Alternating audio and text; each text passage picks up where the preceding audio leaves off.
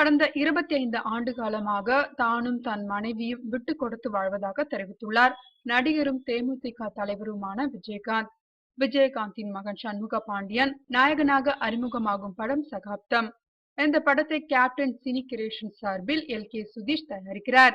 Surendran direct செய்திருக்கிறார். சகாப்தம் படத்தின் பாடல் வெளியீட்டு விழா வடபழனியில் நடந்தது. பாடல் CD-யை குட்டி ஹெலிகாப்டரில் வைத்து ரிமோட் கண்ட்ரோலர் மூலம் இயக்கி மேடையில் இருந்த விஜயகாந்த் கையில் கொண்டு வைப்பது போல் வித்தியாசமான முறையில் இந்த விழா ஏற்பாடு செய்யப்பட்டிருந்தது.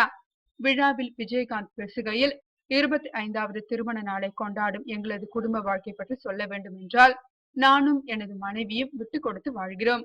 நிறைய விஷயங்களில் விட்டு கொடுத்திருக்கிறோம். என் மனைவி படித்தவர், நான் படிக்காதவன். இது பற்றி என் மனைவி நினைத்ததே இல்லை. எல்லா விஷயங்களிலும் உதவியாக இருக்கிறார். என் மகன் சண்முக பாண்டியன் சகாப்தம் படத்தில் கதாநாயகனாகியுள்ளார். இந்த படத்தில் நல்ல கருத்து ஒன்றை சொல்லியிருக்கிறோம். படம் பார்க்கும்போது உங்களுக்கு புரியும். சண்முக பாண்டியன் நல்ல இடத்திற்கு வருவார் என்ற நம்பிக்கை உள்ளதா? டைரக்டர், ஒளிப்பதிவாளர் உள்ளிட்ட டெக்னீஷியன்கள் திறமையானவர்கள். இந்த விழாவில் பலர் பங்கேற்று சண்முக பாண்டியனை வாழ்த்தினர். எல்லோருக்கும் நன்றி தெரிவித்துக் கொள்கிறேன் என்றார் விஜயகாந்த்.